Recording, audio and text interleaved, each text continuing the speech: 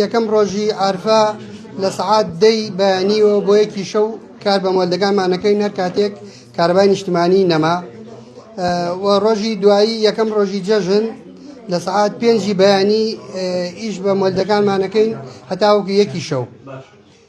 ڕۆژانی دواییتر دووەم ڕۆژ و سێم ڕۆژی جەژن لە سەعات 10 بەیانیەوە کار بە مۆلدەکان ئەکرێ بۆ یەکی شەو.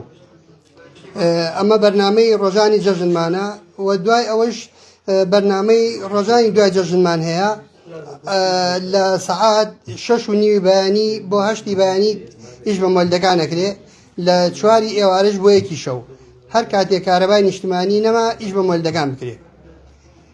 بۆ دیاریکردنی نرخیش دیاریکردنی نرخی پارەی پێشەکی کە وەرەگیرێت بۆ هەر ئەمپێرێک بڕی 7000 دینار دیاری کراوە کە وەربگیرێ بۆ پێشەکی ئەو 15 ڕۆژەی کە ماوە لە 15 مانگ بۆ 30 مانگ. ئێسمە مۆلیدەمان هەیە بۆ نمونە 70 ساعاتیشی کردو یان هەمانە 50 ساعاتیش کردووە ناکرێەوە پارەی تر وەربگرێت بۆ ئەم 15 ڕۆژەی داهاتوو.